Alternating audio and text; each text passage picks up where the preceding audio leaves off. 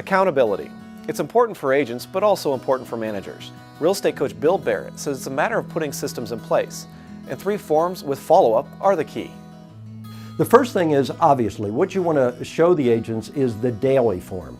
A lot of people call this hour of power. My superstars that sell over 100 houses a year, almost to a person, they use the hour of power.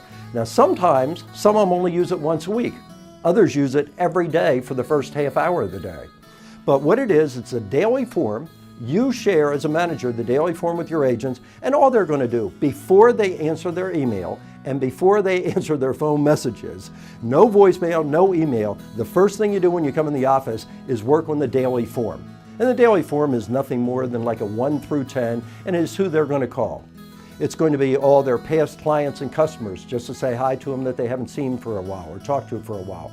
It's calling those people where they've been given referrals. It's calling anybody where it's outgoing prospecting. Now, to manage agent accountability, the very first step of that is using the daily form and then having the agents fill it out, and then you as a manager or broker, check it out with them every once in a while and see how they're doing on it. Again, make sure that all the agents can do it the way they want to. Some once a week, some every day.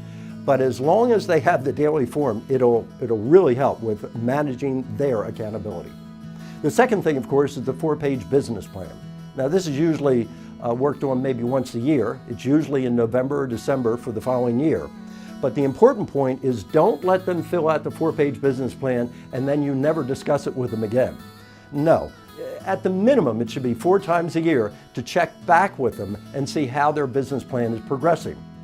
Now, their business plan has 2 elements to it. One element is the things that they're actually going to accomplish, but the other element is the things that they're going to do to get that accomplished. The 4-page business plan also has in it how they're going to reinvest their money. For instance, we always say that about 15% projected income by an agent should be reinvested in themselves, promoting themselves and promoting their listing. So it would have the mailers they're going to send out and the calls they're going to make, the advertising they're going to do above and beyond what the company does. So the first form of managing accountability is the daily form, and the second form is the 4-page business plan. The third one is really fun, and it is the annual calendar. And the annual calendar is something that you as a broker do, and then also you have the agents overlap and you give them the software, and then they take the information that you already have and they fill in what they're going to do. Now, the annual calendar is just that. You have the upcoming year, January through December, and as a manager, you would have all your recruiting events. Recruiting days would be on there, scheduled for the whole year.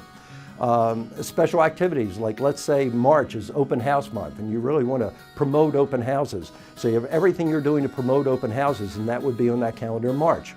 How about your pro club meetings, your in-office training, your technology training, your sales meetings, the board functions, when the GRI, CRSs are coming to town. I mean, everything of an educational matter, everything to do with board, multiple lists, everything to do with holidays and annual parties, and everything to do with just a generating activity would be on that annual calendar. Now, I recommend you give the annual calendar to everybody in the last week of December so they can see it, but also give it to them in a software format, not only the paper, but the software format, and say, now you take this calendar and fill in what activities you're going to do.